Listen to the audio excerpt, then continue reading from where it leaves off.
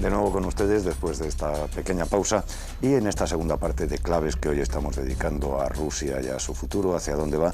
Tenemos con nosotros a Javier Morales, que ya lo hemos tenido en la primera parte, que es profesor de Relaciones Internacionales de la Universidad Europea, y tenemos a Gabriel Julán, ¿qué tal?, periodista y miembro de Corriente Roja.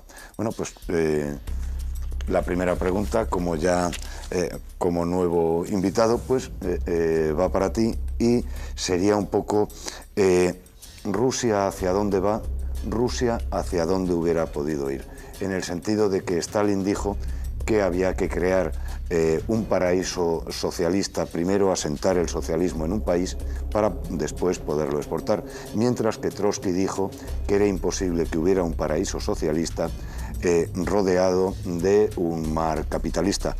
¿Qué hubiera pasado si se hubiera hecho caso a las tesis de Trotsky? ¿Hoy el mundo sería comunista? Buenas noches, muchas gracias por la invitación. Yo creo que esta pregunta es muy pertinente porque nos ayuda un poco a entender la situación que nos encontramos hoy, ¿no? Yo quería empezar diciendo que para mí Rusia va a la decadencia y hoy es una economía en decadencia que está basada, creo, sobre todo en el petróleo y en el gas natural, y es una economía de mercado que ya no tiene nada que ver con el socialismo. Lo que existe ahí la verdad, son las ruinas de lo que fue en su día la Unión Soviética. Y este debate que tú planteas es muy importante porque eso fue cuando empezó, digamos, lo que para mí es la decadencia de la Unión Soviética y ahora de Rusia. La Federación Rusa. De la Federación Rusa. Fue una lucha política que se dio entre estos dos grupos, digamos, entre Trotsky y Stalin. Y la verdad, el discurso de Stalin del socialismo en un solo país sirvió para justificar su política, digamos, de coexistir pacíficamente con el otro poder que había entonces, que era Estados Unidos. Entonces, esta teoría de la coexistencia pacífica con Estados Unidos estaba justificada por esta teoría de que es posible llegar al socialismo en un solo país.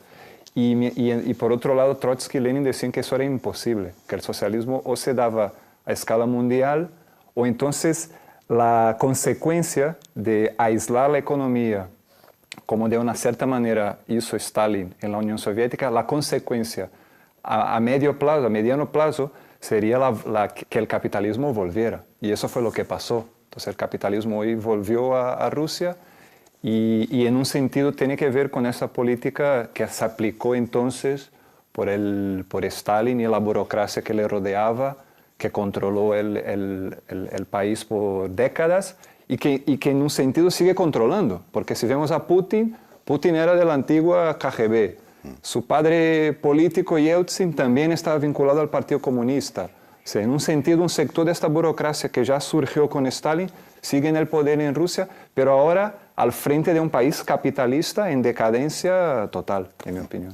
Pues no sé si quieres añadir algo Yo estoy bastante de acuerdo, porque es verdad que a veces se mitifica un poco desde fuera de Rusia, desde algunos sectores de la izquierda, a Putin como una especie de representante de un proyecto de izquierdas o alternativo al capitalismo, cuando realmente, como tú muy bien has dicho, las élites actuales de Rusia, pero no ahora, sino desde Yeltsin, vienen de la etapa anterior y no tuvieron ningún problema en reconvertirse al sistema capitalista, porque al final el hundimiento de la Unión Soviética es una maniobra de estas élites del régimen anterior, del sistema anterior, para tomar el control de toda la economía que era propiedad del Estado, privatizarla y obtener beneficios de esa privatización. Entonces, al final, pues bueno, vemos que la ideología yo creo que tiene un papel bastante escaso en todo esto. Bien, has hablado de hundimiento.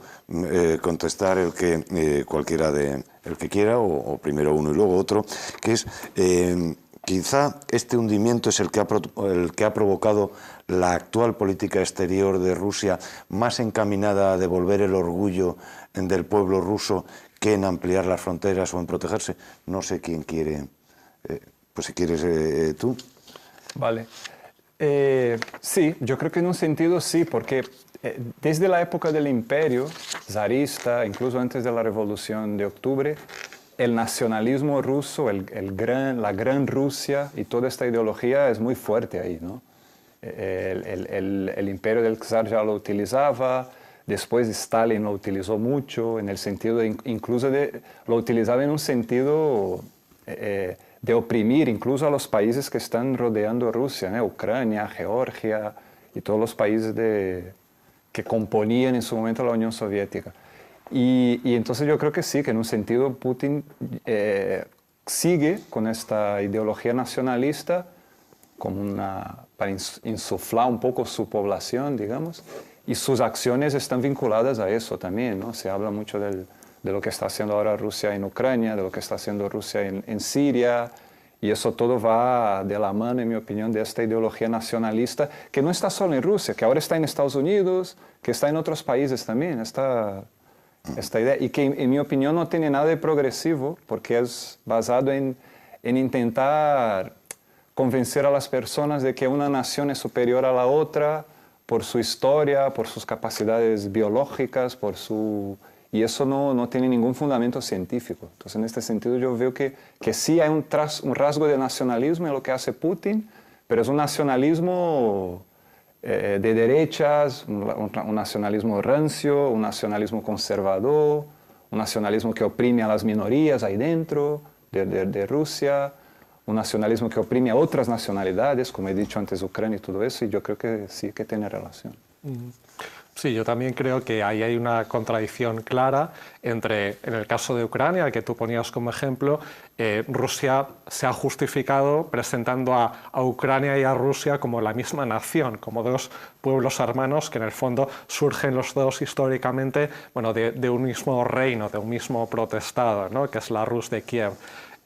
Pero claro, a Ucrania Rusia no la ha tratado como un hermano, en todo caso como un hermano menor a la que ella pudiera imponer su voluntad en un momento dado. O sea que al final ha habido una actitud bastante imperialista por parte de Rusia, no solamente ahora por parte de Putin con Ucrania, sino desde mucho antes. O sea, nunca se ha tratado a todos esos pueblos, en cierto modo hermanos, como iguales, sino que Rusia ha asumido que ella era quien tenía que tomar las decisiones en nombre de todos los demás.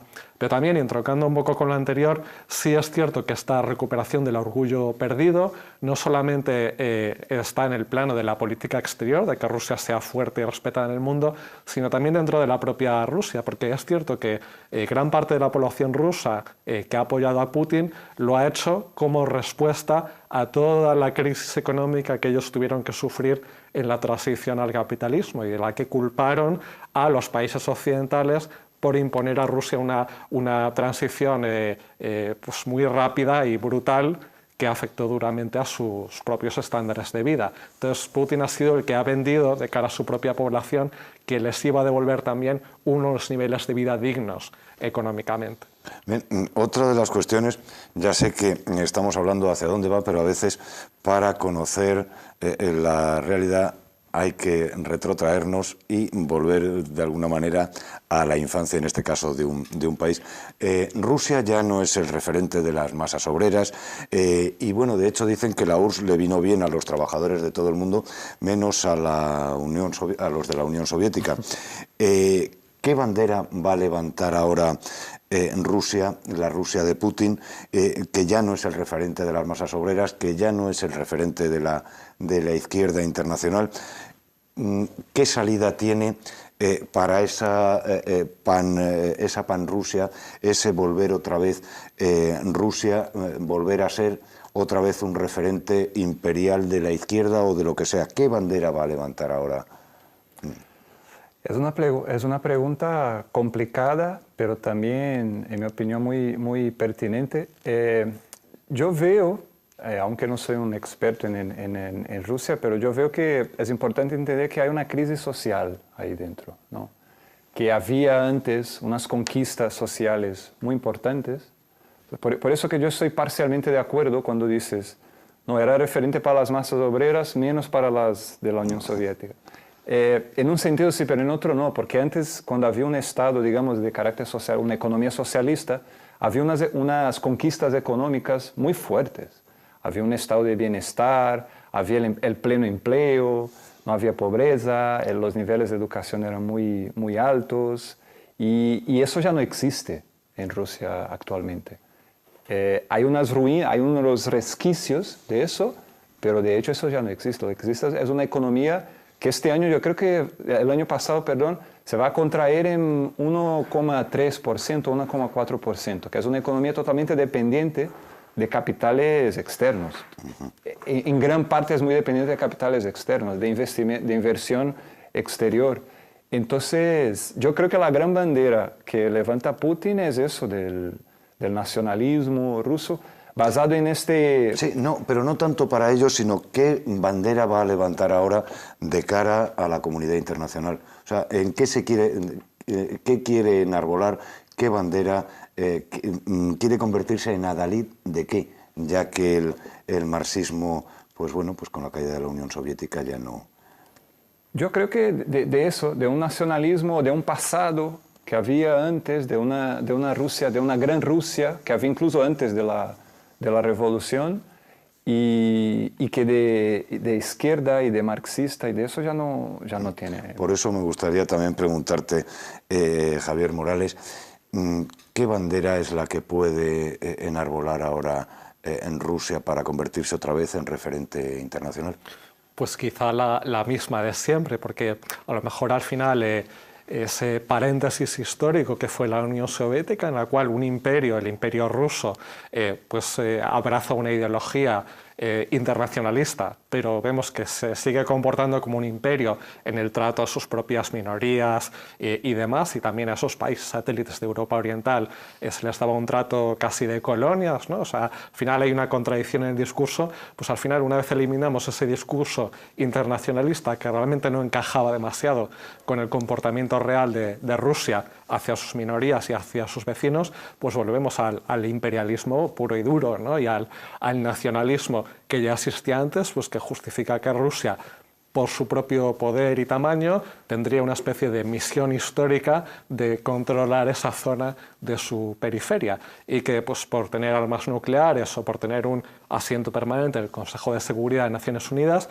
ella tiene la capacidad de bloquear las decisiones que quieran tomar las potencias occidentales. Y Rusia con eso reclama su sitio, pero ya no con una bandera a la que se puedan adherir otras naciones u otros pueblos, sino para defender su propio interés nacional. Porque ahora ya yo creo que no se trata de una causa a la que se puedan sumar otros pueblos, sino que Rusia solamente quiere ser grande en competencia con el resto. Bien, eso me lleva también a otra cuestión, que es estas guerras imaginarias o no, de Siria y Ucrania. Estas guerras imaginarias, ¿cómo están influyendo en el ruso de a pie? Es decir, ¿qué piensa el ruso de a pie de esta escalada imperialista del gobierno ruso? Yo creo que ¿Le llega información? En parte sí, aunque los medios de comunicación ahí son bastante controlados por el Estado. Hay un control bastante grande de la información. Entonces, llega en parte, es muy parcializado y muy ideologizado y controlado por el gobierno. Yo alguna vez he leído alguna encuesta de que había un gran sector de la población que apoyaba la intervención rusa en Siria, incluso en Ucrania. Sobre todo en Ucrania, porque Ucrania está muy presente ahí dentro del imaginario, de la historia de Rusia y todo eso. Pero por otro lado yo veo también que hay todo un sector también de la población que ya no se identifica tanto con esta gran Rusia y con ese discurso nacionalista de fuerza, porque incluso ve sus condiciones de vida deteriorándose, ¿sabe? Entonces yo creo que hay una especie de polarización en la sociedad que todavía no tiene una expresión, digamos, de grandes luchas o de grandes movilizaciones. Hubo alguna hace algunos años, pero ahora mismo no hay eso, pero hay una polarización creciente de un sector que le apoya a Putin por este discurso, pero un sector también que ya no se siente representado por él, porque le ve como un gran magnata que está ahí en el poder y como una especie de autócrata, ¿no? Que controla toda la política y todo eso. Entonces yo veo esta dualidad, digamos. Ernesto, y esto es un debate también muy intenso, ¿no? desde el principio de la etapa de Putin. Claro, en un país en el que la mayoría de los medios de comunicación, sobre todo la televisión, la que estamos en la televisión, que es el medio más influyente para influir en las opiniones políticas de la gente, pues cuando todas las televisiones nacionales están controladas directa o indirectamente por el Estado en Rusia, ese apoyo social a Putin es genuino, es un sentimiento auténtico o es algo que se ha manipulado por esa restricción a la información.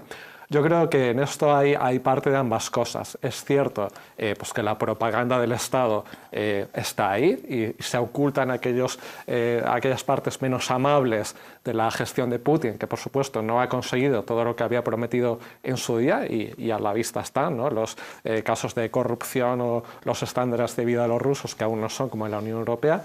Pero también es cierto que ese nacionalismo del cual Putin es solamente un representante, es compartido por la amplísima mayoría de la sociedad rusa, porque no olvidemos que esto es una tendencia histórica de un país que nunca ha conocido la democracia plena y que en el caso de que en el futuro se implantara definitivamente esa democracia plena, tardarían probablemente generaciones en asumirse unos valores de tolerancia o de libertad pues más parecidos a los de otras partes del mundo. Luego también hay otra cuestión, que es que lo hemos visto con Donald Trump, que le aupó realmente el no a Hillary Clinton, el no al establishment. Lo hemos visto también, lo estamos viendo en países como Ecuador. Y bueno, pues me gustaría saber si este establishment que ha fallado en Estados Unidos, que ha sido realmente la causa de que Hillary Clinton cayera, este establishment, en cambio, en Rusia sigue siendo igual de potente que en la época anterior, que en las épocas anteriores, en la Rusia zarista y en la Unión Soviética. El establishment existe, yo creo, como en todos los países, sí, y más de ese tamaño, pero la composición es diferente. En un país como Rusia, los grandes magnates económicos, como el propio Trump, porque al final es curioso, ¿no? que el propio Trump se presenta como una figura de fuera del establishment cuando es un multimillonario, ¿no? y bueno, que a lo mejor él probablemente no es el más cualificado para llamar establishment a los demás. Pero en el caso de Rusia, aunque sí existen pues eso que llamamos los oligarcas, esos grandes magnates también, grandes empresarios, y que en algunos momentos han aspirado a la influencia política, las riendas siguen estando en manos del gobierno, del Estado. Los órganos del Estado, los servicios policiales, de seguridad e inteligencia, Fuerzas Armadas, de donde viene el propio Putin también, ha ganado esa batalla por la influencia frente a los oligarcas económicos, a la inversa de lo que sucede en otros países, donde el equilibrio es el contrario. Son los poderes económicos los que marcan la línea a los funcionarios del Estado. Estaba diciendo que las riendas de todo lo lleva el Estado. ¿Esto favorece la corrupción? Yo creo que sí, claro. Si tú no tienes el control de los medios de comunicación, no tienes un poder judicial independiente, no tienes un parlamento que te pueda criticar, eso te deja de manos libres para la corrupción. Entonces, seguramente los niveles de corrupción ahí en Rusia son altísimos. Y hay todo un sector de esta nueva burguesía rusa, porque yo creo que una parte de la antigua burocracia que dominaba la Unión Soviética se convirtió en burguesía. De hecho, eso fue parte de la crisis durante el proceso de restauración o de recuperación. Fue eso, porque entre ellos se peleaban para ver cómo se repartían, cómo expoliaban lo que había del Estado antes. Y si todavía el Estado tenía un peso grande, y yo creo que sí sigue teniendo, pero también hay un sector privado que crece y que era, en un sentido, antes era parte del establishment, y es eso, es Putin, es Yeltsin, esta gente. Entonces yo creo que sí, que favorece mucho la corrupción. Nos hemos referido varias veces en el programa a China y Rusia. Son dos vecinos condenados a entenderse, son iguales. ¿Qué les une, qué les diferencia? Si nos puedes contar un poco, Javier, ¿Cuál es tu opinión como politólogo, como profesor de Relaciones Internacionales? Yo creo que les une menos de lo que parece, porque Rusia y China tienen lo que se llama una asociación estratégica. O sea, no son solamente socios puntuales, sino ellos afirman que tienen una cooperación estable y tienen muchos intereses que defienden juntos. Y, por ejemplo, viendo lo que se vota en el Consejo de Seguridad de Naciones Unidas, pues muchas veces Rusia y China votan juntas o vetan resoluciones propuestas por países occidentales. Pero a la hora de la verdad, con esta visión militar y geopolítica y todavía muy de la Guerra Fría de las élites rusas y también de Putin, pues un país como China, que sin duda ha sobrepasado el auge de Rusia en mucho, aunque Rusia se ha recuperado algo bajo el mandato de Putin, pero no olvidemos la caída de la que venía, del fin de la Unión Soviética, y en cambio China ahora es no todavía una superpotencia, pero es una gran potencia que casi puede competir en igualdad con Estados Unidos. Y el problema es que Rusia y China son vecinas. Entonces, cuando tú tienes un país que es ya casi una superpotencia en frontera con tu zona más despoblada, que es Siberia, el lejano oriente ruso, el gran temor de Rusia es verse invadida o verse convertida en una colonia casi de un vecino más poderoso. Por tanto, al final esa cooperación pues, puede tener un recorrido limitado también. La verdad es que es bastante curioso lo que nos estabas contando. Y no sé si tú estás de acuerdo, Gabriel, con lo que ha expuesto Javier, o tienes otra idea de por dónde van a ir las relaciones entre China y Rusia. Yo creo que son relaciones que históricamente han sido muy complicadas, ¿no? Ha habido mucha injerencia de ambas en la política interna de ellas, ¿no? Incluso en la época comunista, desde la división entre Mao y Stalin, toda la injerencia del Partido Comunista de la Unión Soviética en los asuntos internos de China. Sí, y en los partidos comunistas de todo el mundo. Sí. Estaban los pro-chinos, estaban... Claro, eso se amplificó por toda la izquierda. Y China es hoy económicamente muy superior a Rusia, ¿no? Tiene una economía mucho más potente, digamos. Aunque tiene también, por otro lado, niveles de explotación en el sentido capitalista muy superiores también a lo que encontramos en Rusia. Si tú vas a Rusia hoy en día, por ejemplo, tú ves que hay... el Estado todavía está muy presente y hay una protección, derecho a la sanidad, a la educación, todo eso. Y yo creo que en China sí que hay, pero los niveles de explotación son muy superiores. Y eso también es parte de la opción que hizo China en su momento, de optar por esta vía del capitalismo bárbaro para convertirse en la manufactura del mundo y competir de esta manera, digamos, en el mercado mundial. Y por otro lado, lo que pasó en Rusia. Y eso también tiene que ver, por otro lado, con la manera como se dio la transición de la economía socialista a una economía de mercado. Porque en Rusia, en mi opinión, hubo una revolución democrática ahí en los años 80, 90, 89, 92. Hubo una revolución democrática que en un sentido fue victoriosa, porque la burocracia del Kremlin cayó y se estableció lo que hay hoy. Y el culto a la personalidad. Claro, y todo el culto a la personalidad y todo eso. Y en China no. En China sigue el control férreo del Partido Comunista en el Estado. Entonces, esa diferencia también explica un poco la evolución de ambos países, en mi opinión. Bien. Bueno, a quienes se acaban de conectar con nosotros, pues estamos en su programa Claves y estamos analizando la realidad rusa.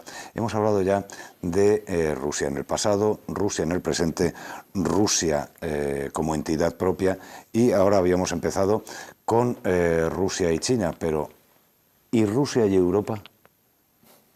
¿Qué relaciones se espera que haya?